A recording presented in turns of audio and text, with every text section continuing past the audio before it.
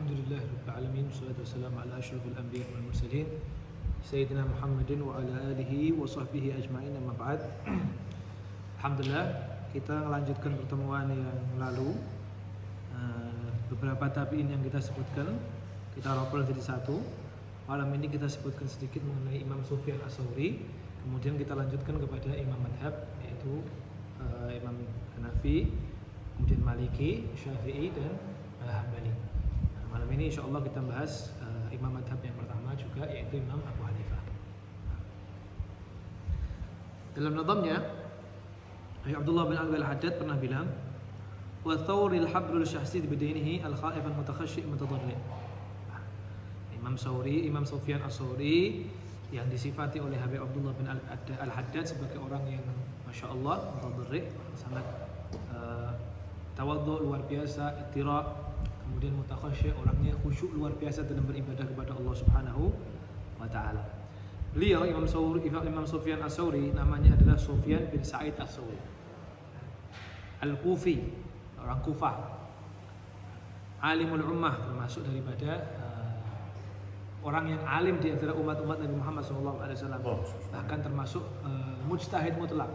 Kedudukannya sama seperti Imam Abu Hanifah, Imam Malik, Imam Syafi'i dan lain sebagainya. Cuman karena tidak banyak yang meriwayatkan daripada murid-muridnya beliau, sehingga madhabnya beliau ini kurang dikenal di kalangan umat Islam. Wa abidaha wa zahidaha, dan termasuk orang yang ahli ibadah di umat Nabi Muhammad SAW, dan orang yang golongan orang-orang yang zuhud di umat Nabi Muhammad SAW. Kanu yusamunahu amirul mu'minin fil haditsin nabawi.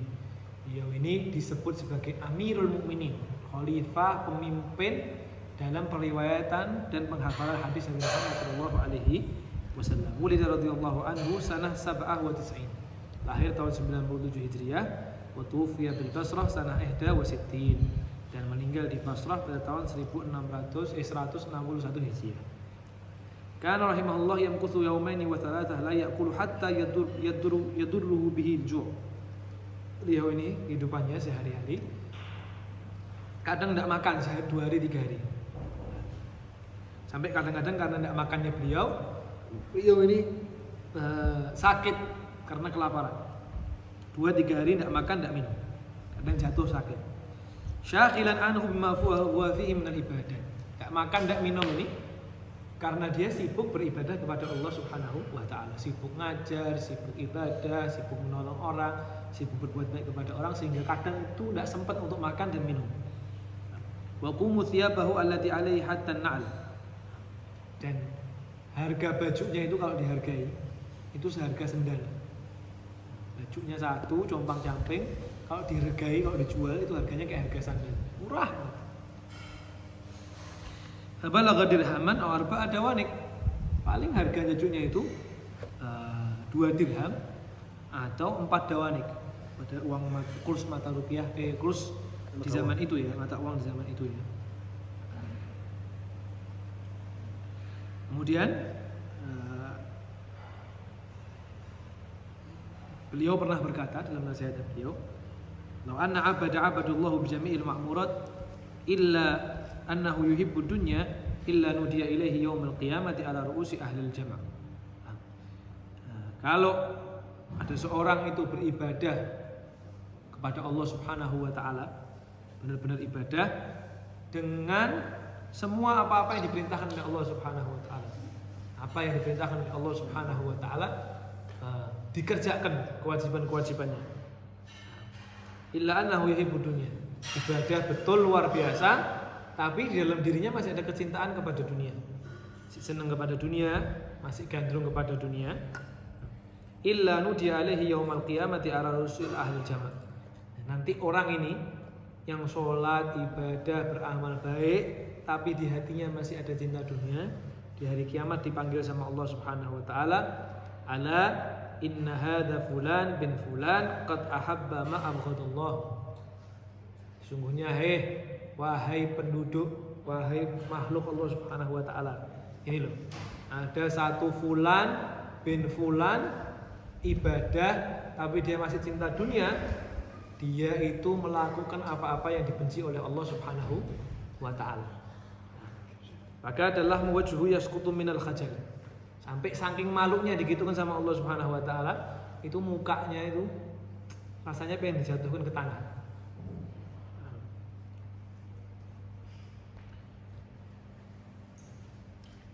Kemudian Imam Sufyan Ats-Tsauri itu menjadikan kehidupannya itu 3 bagian.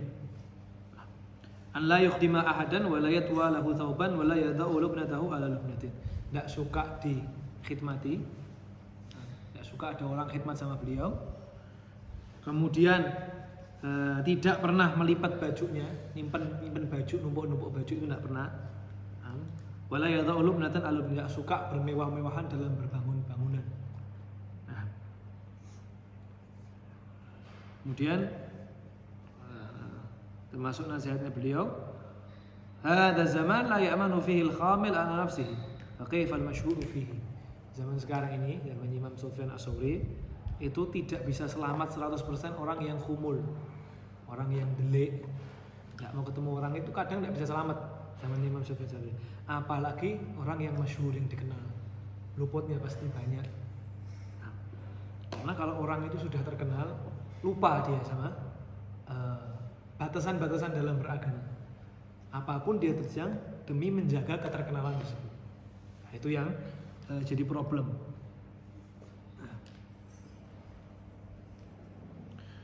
Kemudian berkata Abdurrahman bin Mahdi, "Lamma anna ghasaltu Sufyan Ats-Tsauri wajadtu fi jasadihi maktuban fasayakfikahumullah wa huwas samiul alim."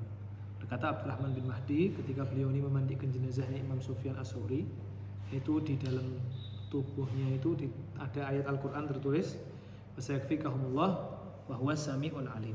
Maka Allah Subhanahu wa taala telah mencukupkan kepada hamba-hambanya atas apa yang Allah Subhanahu wa taala berikan kepada hamba-hambanya. Pernah suatu waktu Al-Walid bin Aslam rahimahullah itu berkata, "Ra'aitu Nabi sallallahu alaihi wasallam fil manam." Saya lihat Rasulullah sallallahu alaihi wasallam dalam tidur saya. Kemudian beliau berkata, "Ya Rasulullah, biman ta'mur?" Rasulullah, engkau nyuruh saya apa? Qala 'alaika bis Sufyan Ats-Tsauri. Wahai Walid bin Aslam, hendaknya engkau ini berpegang teguh kepada Sufyan Ats-Tsauri. Termasuk orang yang istilahnya dipercaya oleh Rasulullah SAW untuk menjadi ulama yang dijadikan muqtadah, dianut, yang berhak dianut istilahnya. Kemudian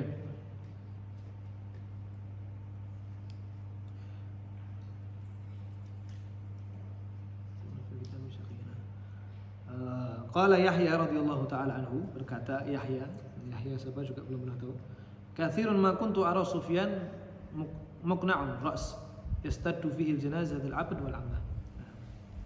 Saya ini sering lihat Imam Sufyan Ats-Tsauri itu dalam keadaan nunduk kepalanya, sedih. Itu ketika dia hadir jenazahnya budak atau budak laki-laki atau budak perempuan. Maksudnya apa ini? Wallahu a'lam. Waqala Atha al-Khaffaf, berkata Atha al-Khaffaf, "Ma laqaitu Sufyan Ats-Tsauri illa baqiyan. Faqultu ma sya'nuk? Qala akhafu an akuna fi ummil kitab saqiyan wa illa nahwa dzalika." Kemudian Atha bin Khaffaf pernah berkata, saya tidak pernah melihat Sufyan Ats-Tsauri kecuali dalam keadaan nangis terus.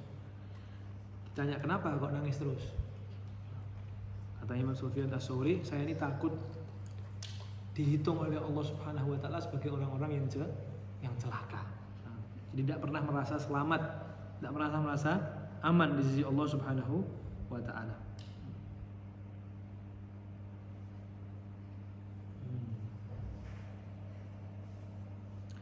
Lanjut, kita masuk ke Imam Abu Hanifah. Summa qala Nadhr radhiyallahu ta'ala anhu wa nafa'na bihi wal muslimin wa Abi Hanifah al-Imam wa Malik wa Syafi'i wa Ahmad mutamanni'u.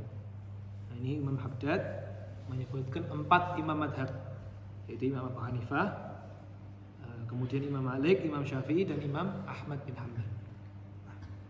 Diperinci oleh Al-Bahrain bin Zain yang pertama itu penjelasan mengenai Imam Abu Hanifah. Masyhur ya, madhab fikih yang kita pakai sebagai Ahlussunnah wal Jamaah, baik itu dari Sa'dah ataupun orang yang berthariqah Maturidiyah ataupun Asy'ariyah, itu berpegang teguh kepada 4 madhab ini, yaitu Abu Hanifah, Hanafi, kemudian Maliki, kemudian Syafi'i, dan Ahmad bin Hambali. Dan ini madhab ini yang terakui kevaliditasan ilmunya sampai zaman sekarang. Yang lain kadang tidak diriwayatkan oleh murid-muridnya, sehingga mati periwayatan itu. Kayak misalnya Imam Sufyan Ats-Tsauri itu punya madhab sendiri sebetulnya, cuman karena murid-muridnya tidak banyak meriwayatkan, jadi mati madhabnya. Kemudian juga ada muridnya Imam Syafi'i, namanya Imam Laits bin Sa'ad. Laits bin Sa'ad juga begitu, imam madhab juga, tapi karena murid-muridnya jarang meriwayatkan, jadi juga mati. Imam Abu Hanifah, beliau namanya Nu'man bin Thabit bin Zawta bin Zaid al-Fatta bin Tabah al-Kufi. Namanya Nu'man bin Thabit bin Zawta, itu bin Tabah dari Kufah, maula Bani Tamim, budaknya keluarga Bani Tamim. Abdullah bin Sa'labah, namanya Abdullah bin Sa'labah. Wal Imamul A'zam, beliau ini masyaallah imam yang luar biasa. Ahada arba'in al-masyhurin, termasuk satu di antara 4 imam madhab yang terkenal. Imam madhab ini, mujtahid mutlak ini, dia bisa mengambil istimbat hukum dari Al-Quran langsung. Megang Quran, megang hadis Nabi, dia bisa mengeluarkan hukum dari itu tanpa ada rujukan kitab yang lain. Namanya disebut mujtahid mutlak. Nah, sebetulnya dari sahadah kita itu banyak sekali yang menjadi mujtahid mutlak. Termasuk daripada a'immat dari Sayyidina Ali Zainal Abidin, Sayyidina Muhammad Baqir, Sayyidina Ja'far Shadiq, Sayyidina Ali Ubaidi, itu semua mereka mujtahid mutlak. Nah, kalau ditanya madhabnya mereka apa ya? Tidak ada madhab, mereka ini ngikuti abah-abahnya. Nah, sampai kemudian madhab itu ditetapkan kepada Sadah Alawiyyin megang madhab, yaitu madhab Imam Syafi'i di zamannya Imam Ahmad Al-Muhajir. Imam Al-Muhajir, walaupun amal-amalnya Imam Al-Muhajir itu kadang melakukan amal madhabnya abah-abahnya, tapi yang diajarkan ke anak muridnya itu madhabnya Imam Syafi'i. Nah, sehingga terus ke bawah makanya Syafi'iyah semua rata-rata. Dan ini semua bersambung sanad ilmu 4 ini. Imam Abu Hanifah punya murid gurunya Imam Malik, Nafi' kalau nggak salah, wallahu alam namanya siapa. Gurunya Imam Malik punya murid Imam Malik, Imam Malik punya murid Imam Syafi'i, Imam Syafi'i punya murid Imam Ahmad bin Hanbal. Jadi sanadnya bersambung.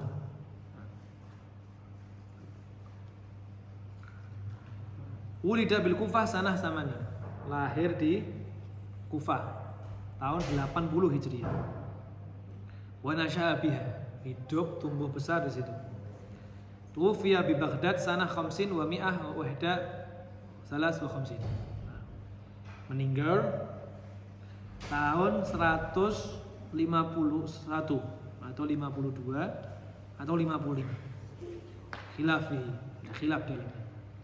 Wal jumhur ala awwali fi sanatil lati wulida fihi Imam Syafi'i. Ada yang mengatakan Imam Abu Hanifah itu lahir pas tahunnya lahirnya Imam Abu Hanifah meninggal itu pas tahun lahirnya Imam Syafi'i. Bal qila fi yaumin wahid. Ada yang ngomong ya hari itu Imam Abu Hanifah meninggal, hari itu Imam Syafi'i lahir. Jadi meninggal ulama, muncul ulama lagi. Wa kana yaqulu ana fi barakati da'wati sadrat minal Imam Ali bin Abi Thalib radhiyallahu taala anhu. Katakan sama Imam Abu Hanifah, saya ini termasuk dari barakahnya doanya Sayyidina Ali bin Abi Thalib. Kok bisa? Wa jaa 'anil Ismail bin Hamad Abi Hanifah bin Hamad bin Abi Hanifah annahu qala anna Ismail bin Hamad bin Nu'man ibn Thabit ibn Nu'man ibn Muzani min al-abna'il faras al-ahram wallahu ma waqa'a alaina ar-raqqat. Nah, ini cerita mengenai keberkahannya doanya Imam Ali kepada Imam Abu Hanifah itu diriwayatkan oleh Ismail bin Hamad bin Abi Hanifah. Ini cucunya Imam Abu Hanifah. Nah, berkata, saya ini Ismail bin Hamad bin Nu'man. Nah, Abu Hanifah ini Abu Hanifah ya. Nu'man bin Thabit bin Nu'man bin Marzaban min abna'il faris al-ahram. Nah, Marzaban ini namanya aneh dewe. Itu nama Persia. Nama Persia dan dari keturunan keluarga merdeka. Wallahi ma waqa'a alaina ridquqad, dan keluarganya Imam Abu Hanifah ini tidak pernah terlibat dalam perbudakan keturunan-keturunannya. Sebab apa? Wulida jaddi sanata tamani. Nah, ini diriwayatkan lahir jadi kakekku. Ini Imam Abu Hanifah. Wa dhahaba bihi Tsabit. Nah, dan pergi itu Tsabit. Berarti buyutnya. Imam Abu Hanifah lahir, kemudian abahnya Imam Abu Hanifah ini Tsabit pergi ila Ali bin Abi Thalib radhiyallahu ta'ala anhu, ke tempatnya Sayyidina Ali bin Abi Thalib. Ayyakuna qad istajaba dzalika li Aliyin fina. Wa nahnu narju wa huwa shaghir, dan ini Imam Abu Hanifah masih kecil, pasti bawa ke Sayyidina Ali. Fada'alahu bi barakatin min dzurriyyatihi, minta didoakan keberkahan kepada Imam Abu Hanifah dan kepada dzurriyyahnya. Wa nahnu narju min Allahil Karim ayyakuna qad istajaba dzalika li Aliyin fina. Dan saya juga berharap kepada Allah Subhanahu wa taala biar doanya Sayyidina Ali ini diijabah oleh Allah Subhanahu wa taala kepada saya ini sebagai keturunannya Imam Abu Hanifah. Wulida fi asri sahabati radhiyallahu taala anhum. Nah, beliau ini lahir di zamannya para sahabat masih ada. Wa nafaqahu wa tafaqahu fi zamani tabi'in. Tapi belajarnya sama tabi'in. Nah, jadi ada ketika Imam Abu Hanifah lahir ini para sahabat masih ada. Jadi disebutkan sahabat yang masih ada, tapi belajarnya tidak sama para sahabat, sama tabi'in. Jadi Imam Abu Hanifah ini hitungannya tabi'in, bukan tabi'in. Walaki yasitta minas sahabah, ketemu 6 sahabat, termasuk Anas bin Malik di Basrah, kemudian Abdullah bin Haris bin Jarrah, Abdullah bin Anis, wa Abdullah bin Abi Aufa, Wasrah bin Asqa, wa Mu'aqil bin Yasar. Wa fi Jabir bin Abdullah ikhtilaf. Terakhir ketemu Jabir bin Abdullah tapi khilaf. Wa sami'a Atha bin Abi Rabih wa Zuhri wal Qatadah wa Nafaqah wa tafaqah ala Hamad bin Abi Sulaiman. Juga belajar sama Atha bin Abi Rabah, Imam Zuhri, Qatadah, dan belajar fikih mendalam kepada Imam Ahmad bin Abi Sulaiman. Wa zada ba'dhum annahu adraka Sahal bin Sa'ad As-Sa'idi bil Madinah. Ada yang mengatakan beliau juga berjumpa dengan Sahal bin Sa'ad As-Sa'idi bil Madinah. Ini tabi'in semua ya. Wa Abi Tufail Amil bin Wathlah bin Makkah. Dia termasuk ulama tabi'in. Abi Tufail Amr bin Wathlah di Makkah. Wa huma sahabayan. Oh, sahabat malah. 2 ini termasuk sahabatnya Nabi Muhammad SAW. Wa sami'a Abi Ishaq As-Sa'bi wa Mahrab bin Dathar wal Haytham bin Habib Sawaf wa Muhammad bin Munkadir wa Nafi' bin Amr bin Hashim bin Urwah wa Samak bin Harb. Wa an Fudail bin Iyad qala kana Abu Hanifah faqihan ma'rufan bil ifdal. Katanya Fudail bin Iyad, Abu Hanifah ini termasuk orang yang faqih luar biasa. Ma'rufan bil ifdal, terkenal dengan kedermawanan beliau. Saburun ala ta'limil ilmi bil laili wan nahar. Sabar dalam mutalaah belajar, baik di malam hari atau di siang hari. Katsirus samad, tidak banyak ngomong. Orang pintar itu ciri-cirinya tidak banyak ngomong. Nek banyak ngomong itu menunjukkan kebodohannya dia. Apa-apa bisa jawab itu berarti bodoh malah. Tapi kalau orang pintar itu jaga mulutnya. Qalilul kalam, sedikit kalau ngomong. Hatta tarudu mas'alatan fil halal war haram. Kadang ngomongnya itu cuma menjawab permasalahan halal sama haram aja. Kana yusinu wa yadullu alal haq hariban minas sultan. Beliau ini senang mengajak orang kepada kebenaran. Mengarahkan orang yang tidak baik ke baik. Balikkan orang yang keluar dari thariqah balik ke thariqah. Balikkan orang yang melenceng ke jalan yang benar. Lebih senang kayak gitu. Hariban minas sultan. Lari kepada kekuasaan. Pernah tak ceritakan suatu waktu Imam Abu Hanifah pernah diminta jadi qadhi. Diminta jadi qadhi tapi melarikan diri. Sampai akhirnya ketangkep Imam Abu Hanifah itu, dipaksa untuk jadi qadhi, tidak mau. Kemudian dipecut. Kata Imam Abu Hanifah ketika dipecut, saya ini tidak takut sama pecutnya yang ada di dunia. Saya takut dengan pecutan besi yang ada di api neraka. Dan pernah suatu waktu mecut itu kena ke mukanya. Tidak sengaja kena di mukanya. Waktu kena di mukanya dia nangis. Tidak pernah dipecut badannya kok tiba-tiba kena di mukanya nangis. Mau di badannya biasanya tidak nangis. Terus ditanya, takut yang mecut. Kenapa Abu Hanifah, Nu'man? Kok dengarin ini nangis anak becut. Katanya Imam Abu Hanifah, ini kalau kena muka saya tidak bisa nutupi dari ibu saya. Kalau di punggung saya bisa tutupi pakai baju. Nah, di muka saya takut ibu saya tahu, ibu saya nangis. Akhirnya saya ikut nangis. Nah, tidak tega kalau ibunya lihat bekas luka di mukanya Imam Abu Hanifah. Wa an Imam Syafi'i, dari Imam Syafi'i, qala an-nas fil fiqh ayal ala Abi Hanifah. Dalam ilmu fikih umat Islam ini berutang budi dengan Imam Abu Hanifah karena beliau ini meletak pondasi pertama asas dalam ilmu fikih. Usul fikih, kemudian usul syariat fikih, itu semua yang melandasi pertama adalah Imam Abu Hanifah. Jadi terbentuknya ilmu fikih itu didasari oleh Imam Abu Hanifah. Wa an Ibnu Mubarak ma ra'aitu fil fiqhi wal wara' misla Abi Hanifah. Saya tidak pernah lihat orang yang paling faqih, paling wara' seperti Imam Abu Hanifah. Imam Abu Hanifah ini kalau debat tidak pernah kalah. Subhanallah, tidak pernah kalah. Apapun orang berdebat kepada Imam Abu Hanifah tidak pernah bisa dikalahkan. Karena satu waktu mau dijebak. Karena dia tidak mau jadi qadhi, dipaksa untuk dijebak agar nama keulamaannya ini jatuh. Ada satu suruhannya raja pada waktu itu, Abu Ja'far al-Mansur dari Khalifah Bani Abbas, nyuruh satu prajuritnya untuk tanya ke Imam Abu Hanifah. Disuruh sama rajanya bunuh orang, tapi tidak tahu yang bunuh siapa, yang dibunuh siapa. Kocak nggak coba sama Abu Hanifah.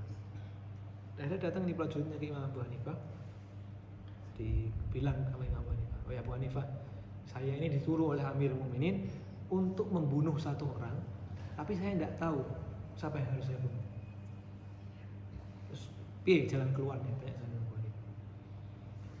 Kalau kita kan bingung, ini disuruh Amirul Mukminin, tidak nurut kita, tidak nurut sama pemimpin. Tapi kalau disuruh bunuh orang dosa, tidak tahu siapa yang dibunuh soalnya. Imam Abu Hanifah ditanya balik, yang disuruh kepada dirimu ini kebaikan atau keburukan? Keburukan. Ya sudah, jangan dijalankan. Kalau yang disuruh kebaikan jalankan, yang disuruh keburukan tidak usah dijalankan. Tidak nunjuk orang bunuh siapa, tapi ditanya balik, sehingga tidak bisa jawab lagi, tidak bisa debat lagi. Karena satu waktu juga Imam Abu Hanifah ketemu sama orang Khawarij. Khawarij ini kan ada waktu zamannya Sayyidina Ali bin Abi Thalib sama Sayyidina Muawiyah bin Abi Sufyan. Perang, akhirnya timbul kelompok ketiga namanya Khawarij. Khawarij ini yang tidak mau menerima tahkim. Sayyidina Ali sama Muawiyah ini kan tahkim akhirnya. Ngambil orang satu jadi hakim. Dari kelompok Sayyidina Ali, Abu Musa al-Asy'ari, dari kelompoknya Muawiyah itu Amr bin As. Ini tahkim sama orang, ambil hukum dari hukumnya orang. Ini Khawarij tidak mau. Ini mengkafirkan Sayyidina Ali, yang mengkafirkan Muawiyah, yang mengkafirkan Abu Musa al-Asy'ari, yang mengkafirkan Amr bin As. Alhasil ketemu sama Khawarij, tanya, wahai Abu Hanifah, engkau ini kan mengkafirkan Ali, tidak mengkafirkan Muawiyah. Apa yang menjadi dasar engkau ini tidak mengkafirkan Muawiyah, tidak mengkafirkan Ali bin Abi Thalib? Karena dua orang ini tidak mengambil hukum atas hukum Allah Subhanahu wa taala, tidak mau tahkim sama Al-Qur'an, mau tahkim sama orang, tidak boleh. Hukum itu dibalikkan kepada Allah Subhanahu wa taala. Oh, tidak apa-apa. Itu perbedaan pendapat kita, tidak perlu kita permasalahkan. Terus katanya Khawarij ini, tidak, saya mau debat. Saya mau debat, saya mau genah-genahan namanya. Ya kan? Kalau debat, Anda minta ada yang nengahi di antara kita. Nanti yang menang siapa, yang kalah siapa, biar nilai orang ini. Oh ya kan? Siap. Anda siap, ada penengahnya. Anda minta kata Abu Hanifah penengahnya dari ente, terserah apa yang ingin ditunjuk. Ya kan? Ini tunjuk satu murid Anda buat jadi penengah di antara perdebatan kita. Sabar, bulan per bulan. Ini ya, wes sekarang Anda menang. Ini belum debat, sekarang Anda menang. Loh, kok bisa? Lah kau tadi tidak terima Sayyidina Ali ngambil orang jadi hakim, Muawiyah ngambil orang jadi hakim. Sekarang kau ngambil hakim dari orangmu sendiri, kau terima? Nah, ya sudah, tidak perlu debat. Kau sudah kalah. Tidak masuk di logikanya dia, kaget dia. Carot sudah tidak bisa menang.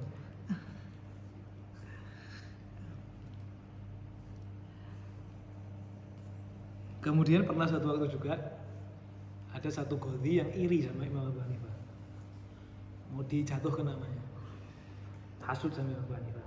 Akhirnya Imam Abu Hanifah dijak keluar sama Qadhi ini. Qadhi ini dijak keluar, melihat di pinggir jalan ada dua perempuan nyanyi keras suara, senandung. Orang perempuan nyanyi di pinggir jalan, haram. Sama Qadhinya dijak melihat perempuan ini, didudukkan rotok jauh sama Imam Abu Hanifah. Wes duduk berdua, blok. Perempuannya ini karena ada Imam Abu Hanifah takut, berhenti nyanyi. Abu Hanifah bilang, santah, santun lah, san, berhenti. Balik, kemudian ngumumkan semua kepada semua ulama. Hari ini saya mencoret kebolehan kesaksian Imam Abu Hanifah. Imam Abu Hanifah tidak boleh jadi saksi lagi. Sebab karena Imam Abu Hanifah membolehkan perempuan nyanyi di pinggir jalan. Karena tadi bilang ketika anak dudukkan dekatnya perempuan tadi ngomong santun. Mau dicoret, seret. Imam Abu Hanifah tidak boleh jadi saksi selamanya. Jadi keilmuan fikihnya tidak diterima saat itu. Diketawai sama Imam Abu Hanifah. Oh, bukan gitu. Jangan salah tangkap. Anak itu ngomong santuna tadi ketika dia masih nyanyi apa ketika dia sudah diam? Ketika dia sudah diam. Berarti kalau dia diam dari nyanyi, dia sudah baik, tidak berbuat maksiat lagi. Dicoret, tidak bisa dicoret dari kesaksiannya Imam Abu Hanifah. Jadi tidak mungkin bisa menang. Pernah debat juga sama orang ateis, tidak punya Tuhan, tidak percaya Tuhan, tidak percaya Tuhan itu, tidak percaya. Jadi semua datang berlalu meninggal dengan apa adanya. Oh ya kan. Nah, akhirnya dijak ke pinggir laut. Ke pinggir laut, kau duduk di sini sebentar. Duduk di sini sebentar. Abu Hanifah ke belakang, masukkan emas, masukkan barang-barang berharga ke kapal. Nyuruh orang di dalam kapal buat kapalnya itu gerak ke dekatnya si ateis ini tadi. Datang gini, terus Imam Abu Hanifah ngambil sama si ateis itu dulu. Ada kapal datang, bawa emas, bawa barang-barang. Oh, Masya Allah, dari mana ini? Tidak ada, jalan sendiri. Kapalnya jalan dewe.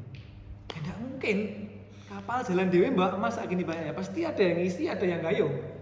Dan ini jalan dewe. Tidak mungkin, pasti ada orang yang masukkan, kemudian ada yang jalankan kapal. Itu jawaban buat ente. Ini alam semesta ini bisa gerak semua, ya ada yang gerakkan. Sama kayak kapal bisa keisi makanan, bisa keisi emas, karena ada orang yang naikkan barang itu ke kapal dan mengemudi kapal itu.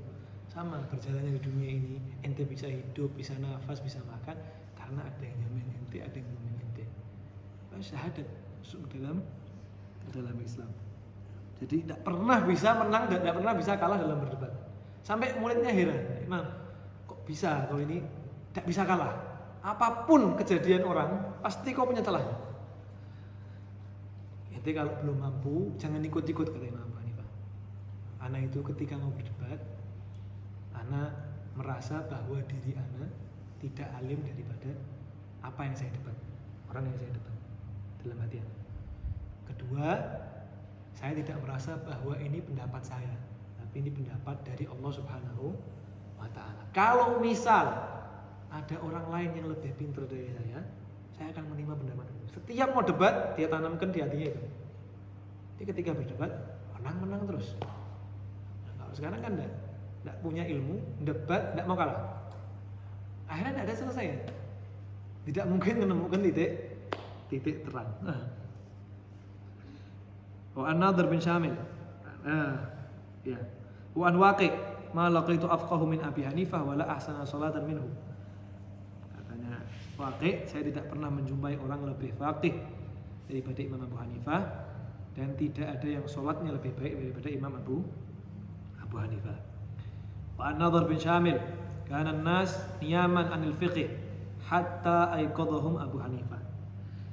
Zaman itu manusia itu tidur daripada ilmu fikih. Sampai ilmu fikih ini muncul lagi, timbul lagi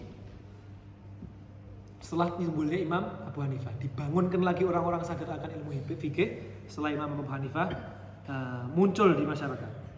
Wa an Sufyan bin Uyainah ma qaddama Makkah fi waqtina aktsara salatan min Abi Hanifah.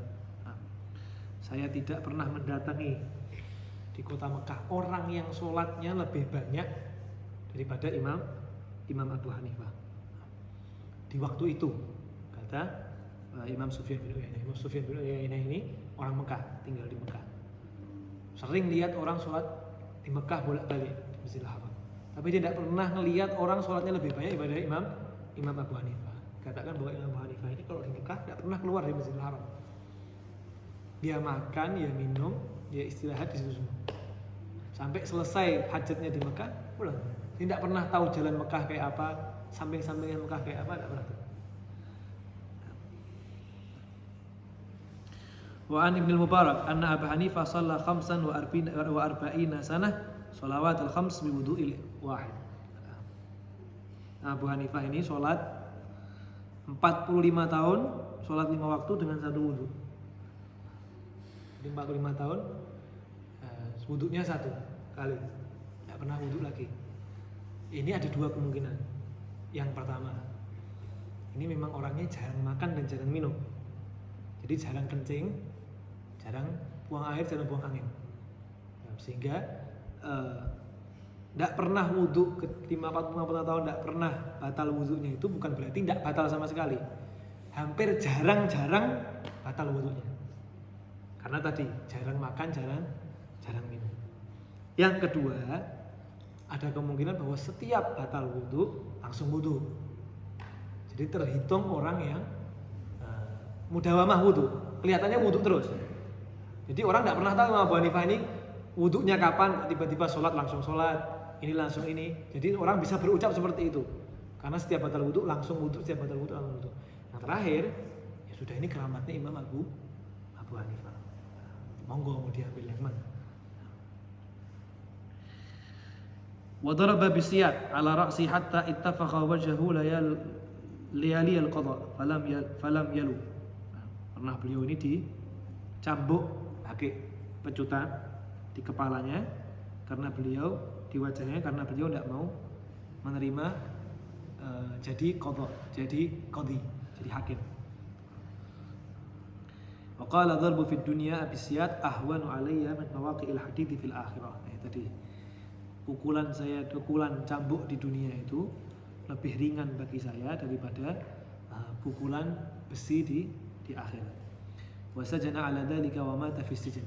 Beliau ini di penjara karena tidak mau jadi qadhi, sampai kemudian beliau meninggal dunia di penjara. Wa khatamal Qur'ana fi mawdi'il ladzi mata fihi 7,000 marrah. Beliau menghatamkan Al-Qur'an di tempat beliau meninggal dunia, di penjaranya beliau ini, kurang lebih 7.000 kali khatam Quran. Walam yuftiru salasina sanah. Berpuasa, hidupnya puasa terus selama 30 tahun, tidak pernah tinggal puasa. Wa shalla subuh bi wudu'il isya 40 sanah. Salat subuh dengan wudu isya 40 tahun. Kana yasma'u buka'uhu fi jawfil laili hatta yarhamahu jiranahu. Beliau ini nangisnya itu didengar sama tonggo-tonggonya. Kalau malam-malam sering nangis didengar sama tonggo-tonggonya, sampai tonggo-tonggonya itu kesian dengar tangisannya Imam Abu Hanifah. Sampai pernah suatu waktu Imam Abu Hanifah 3 hari tidak keluar rumah, nangis toh. Sampai ketik, wah ini ada yang tidak beres betul. Ini nangisnya betulan berarti ini, ada yang meninggal. Ada yang meninggal. Kemudian diparani sama tetangganya, "Suf, kenapa?" Ya. Abu Hanifah, nangisnya sampai 3 hari tidak keluar, nangis sampai kita orang tidak tega.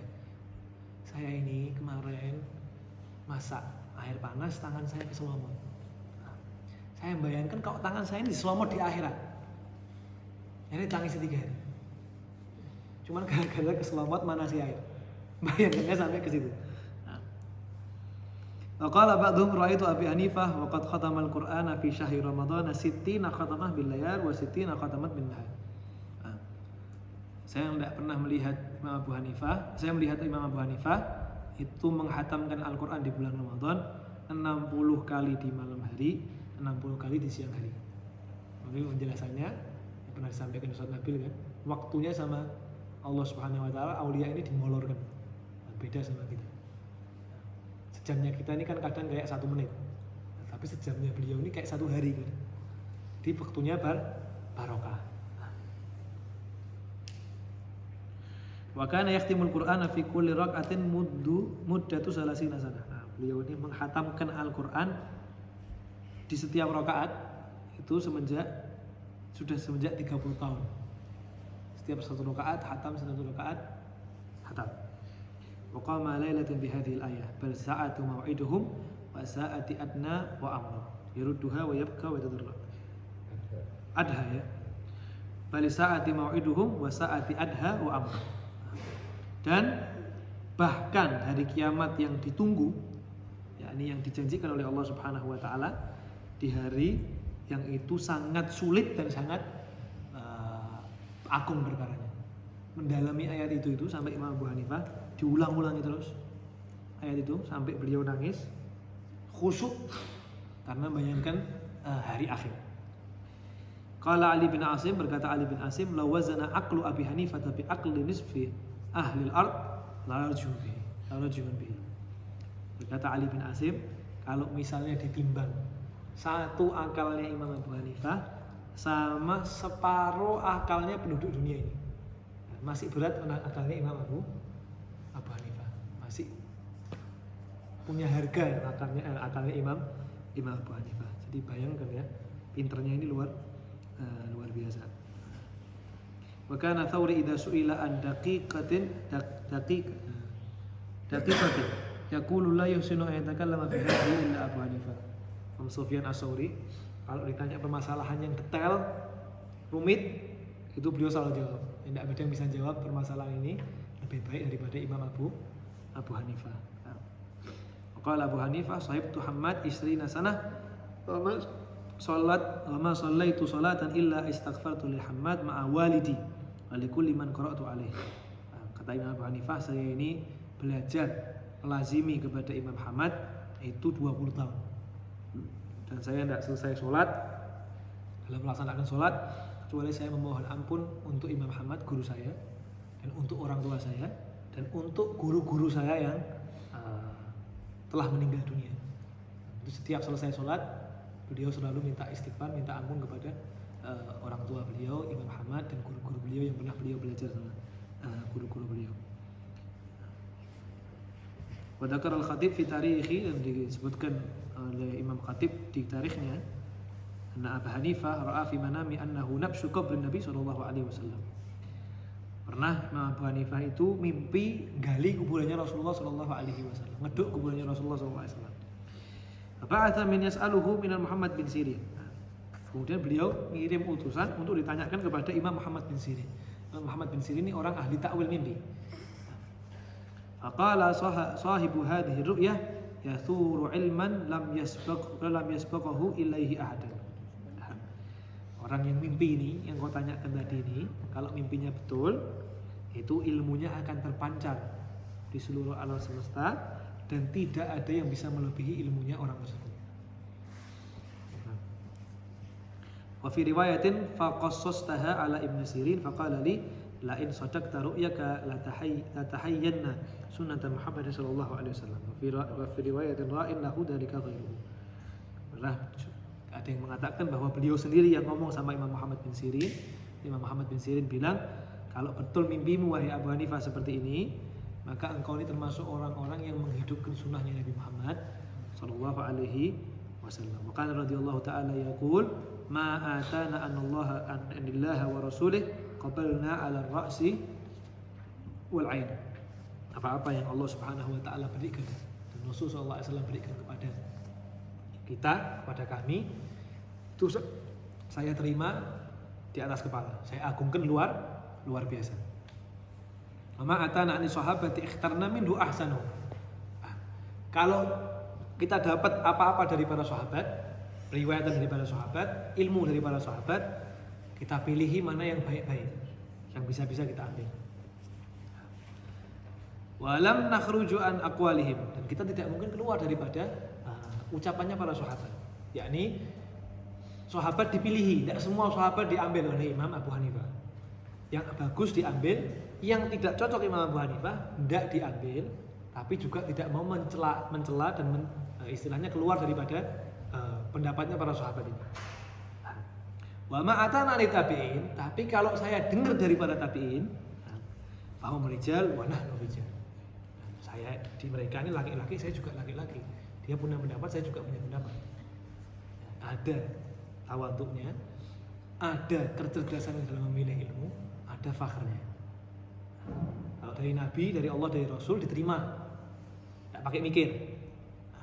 Tapi kalau dari sahabat dipilihi, yang bagus mana, yang perlu diambil mana, yang tidak perlu diambil mana. Tapi kalau tabiin ke bawah, ya nah bisa, ente juga bisa, istilahnya gitu. Makanya yaqulu qauluna hadzal ra'i.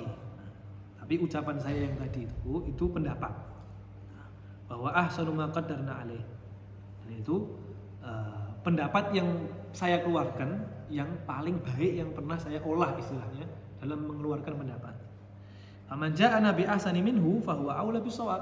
Tapi kalau misalnya ada orang yang membawa pendapat lebih baik, lebih bagus dari saya, ya tetap istilahnya ambil aja yang paling baik, yang lebih bagus, yang lebih baik. Jadi tidak semua yang dikeluarkan Imam Abu Hanifah itu mutlak mungkin bagus. Ada yang lebih bagus, foto nanti ambil. Wa fi riwayatin faman qadara ala ghairi dzalika falahu ma ra'a. Kalau ada orang yang berpendapat beda dengan saya, ya, dia ambil pendapat apa yang dia keluarkan daripada pendapatnya. Pada waktu itu ya, jadi mungkin ada ulama-ulama yang punya pendapat beda dengan Imam Abu Hanifah, ya Allah, ente pakai pendapat ente, tidak perlu ente harus ikuti anda.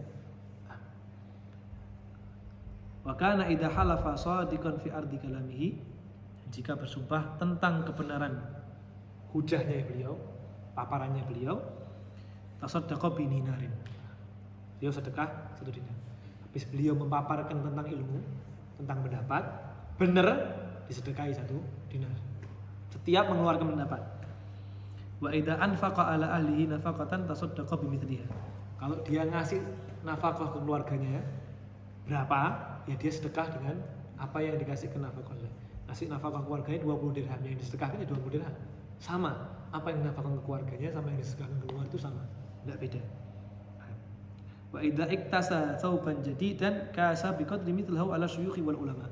Kalau punya baju baru, baju bagus, itu ya beli buat dirinya sama bagikan buat ulama-ulama yang ada di daerah itu. Dia pakai baju yang sama. Wa idza wada'a baina yadayhi ta'am akhadha dhi'fa ma ya'kul summa yu'til faqir. Kalau ngambil makan dibagi. Nah, ada yang makan secukupnya Imam Abu Hanifah, sisanya disedekahkan sama orang fakir. Wala yakadu yas'alu hajatan illa qada'ah. Dan orang yang selalu minta sama Abu Hanifah, ada hajat sama Imam Abu Hanifah, pasti diselesaikan urusannya oleh Imam Abu Hanifah. Walamma balagha mas'ar mautihi qala ma ta'afqahul muslimin. Ketika mau meninggal, waktu-waktu qarib mau meninggal, Imam Abu Hanifah bilang, ini bakal meninggal dunia orang yang paling faqih di antara kaum muslimin. Jadi Imam Abu Hanifah ini pawaannya itu, ya tawaduknya ada, fakhrnya ada, tidak mau diremehkan. Ilmu itu tidak boleh diremehkan. Orang punya ilmu, jangan malah orang punya ilmu ini diam. Akhirnya menyesatkan yang tidak punya ilmu ngomong-ngomong. Beliau tidak mau ilmu yang beliau punya ini dihargai murah, harus dihargai mahal. Sosoknya beliau ahlan wa sahlan. Orang mau merendahkan, no problem. Tapi kalau ilmunya, Imam Abu Hanifah paling iri kepada orang-orang yang merendahkan ilmu, apalagi ilmu agama. Dufina radhiyallahu anhu fil maqabiri Khayzaran. Dia dikuburkan di pemakaman Khayzaran syarqi Baghdad, di daerah di barat Baghdad. Wa bana alaihi kubbatan 'aliyatan bi Baghdad. Bangun kubah yang besar di Baghdad. Wa huwa mashhadun kabir, dan banyak diziarahi. Wa sami'a ba'da mautihi sautan bil laili 3 layalin sya'ran. Dan ketika beliau meninggal dunia 3 hari 3 malam itu kedengaran syair di maqbarahnya beliau. Dhahabal fiqhu fala faqih lahu. Telah meninggal, telah pergi orang yang paham fikih, orang faqih, dan tidak ada yang faqih di antara kalian setelah orang ini. Fattaqullaha wa kunu khalafan. Bertakwalah kepada Allah Subhanahu wa taala dan jadilah penerus yang baik. Ini yang dimaksud yang pergi meninggal dunia orang faqih yaitu Imam Abu Hanifah. Dan tidak ada yang faqih setelah itu katanya syair ini. Fattaqullaha wa kunu khalafan. Takwalah kepada Allah dan jadilah penerus yang baik. Mata Nu'man faman hadzal ladzi yuhyi al-laila idza ma sajana. Dan telah meninggal dunia Nu'man, yakni Abu Hanifah. Faman hadzal ladzi yuhyi al-laila idza ma sajana. Dan siapa yang akan menghidupkan malam-malam dengan ibadah setelah wafatnya Imam Abu Hanifah. Maksudnya Imam Abu Hanifah ini orang yang banyak bangun malam. Tidak ada bangun malamnya kayak Imam Abu Hanifah, sehingga kalau ketika Imam Abu Hanifah meninggal kayak tidak ada orang yang bangun malam lagi sebagaimana Imam Abu Hanifah bangun malam. Bukan radhiyallahu taala anhu husnus sham. Beliau ini berpenampilan indah, tidak pernah compang-camping, pakai baju yang benar, haibah, wibawa, wal wajah, mukanya juga masya Allah, wathau, bajunya juga pakai yang bagus, wal akal, akalnya juga ajib, bagus, wal muasa, dan orangnya sangat pemurah. Maka radhiyallahu taala anhu rub'atun minar rijal, postur tubuhnya itu sempurna. Ahsanan nasi mantiqan, ngomongnya enak, cara bicaranya, gaya bahasanya itu bagus. Maka ya'rifu birrihi thayyib, dikenali dengan baunya yang wangi. Idza kharaja min darihi aqbala, ketika keluar rumah atau ketika masuk rumah. Orang itu kenali Imam Abu Hanifah ketika lewat. Lewat tuh, oh ini Imam Abu Hanifah habis lewat. Saking wanginya. Jadi ada ulama yang memang pakaiannya compang-camping, tidak mau dilihat orang, tapi ada ulama yang menjaga haibah ilmunya dia. Ya dia pakai jubah, pakai minyak wangi, berpenampilan bagus. Bukan untuk dirinya, tapi menjaga wibawa ilmu yang ada dalam dirinya. Nah, itu bukan termasuk sombong ya, enggak. Nah, dia mengunggulkan syariat yang dia punyai, pemahaman yang dia punyai yang bisa meluruskan orang lain. Wa kana yaqulu idza irtashal qadhi fa huwa ma'zul. Dia ini pernah menasihatkan bahwa kalau hakim-hakim ini, qadhi-qadhi ini sudah menerima suap, menerima korupsi, dia itu sudah ma'zul, sudah terlengserkan, sekalipun dia belum dilengserkan secara hakiki. Hakim sudah korupsi, itu pendapatnya tidak bisa diterima, dan posisi hakimnya sudah dicabut walaupun belum dipecat sama pimpinan. Karena yaqulu inna ma adraktu bil hamd wa syukur. Kata beliau, saya ini mendapatkan apa yang saya dapatkan? Ilmu, harta, kedudukan, kepinteran. Itu karena saya ketika mendapatkan itu semua, saya bersyukur kepada Allah Subhanahu wa taala dan memuji kepada Allah Subhanahu wa taala, bukan untuk sombong-sombongan, enggak, tapi setiap apa yang beliau dapat dari ilmu itu semua beliau syukuri dan beliau puji Allah Subhanahu wa taala. Wa kana yaqul law ana 'abdan abadallahu hatta sara misla hadha sariyah summa innahu lam yaduru ma yadkhulu batnihi halalan aw haram ma taqabbala minhu. Dia juga pernah menasihatkan kalau ada seorang beribadah kepada Allah Subhanahu wa taala sampai saking seringnya ibadah itu kurusnya kayak tiang. Kurus, sholat tok, jengkang-jengking, sujud, istighfar, puasa dan lain sebagainya. Ibadah yang luar biasa. Kemudian dia tidak memperhatikan apa yang masuk dalam dirinya dia, dalam perutnya dia. Ini halal atau haram, tidak diperhatikan. Ibadah tapi tidak memperhatikan apa yang masuk dalam dirinya dia, apa yang muamalahnya dia, benar apa enggak, halal enggak, haram enggak. Ma taqabbala minhu. Ibadahnya itu semua tidak diterima sama Allah Subhanahu wa taala. Jadi ibadah kita itu Tidak rata-rata semua diterima sama Allah Subhanahu wa Ta'ala. Dilihat dulu. Kalau kita sudah ibadah benar, tapi apa yang masuk dalam diri kita, apa yang kita lakukan dalam muamalah ada yang haram, percuma, tidak diterima sama Allah Subhanahu wa Ta'ala. Wa kana yaqul al-milh ma'at ta'am syahwat. Kalau makan itu masakan itu dikasih garam buat nyedepi, itu syahwat. Nambahi garam di masakan itu syahwat. Pengen enakkan lidah itu syahwat.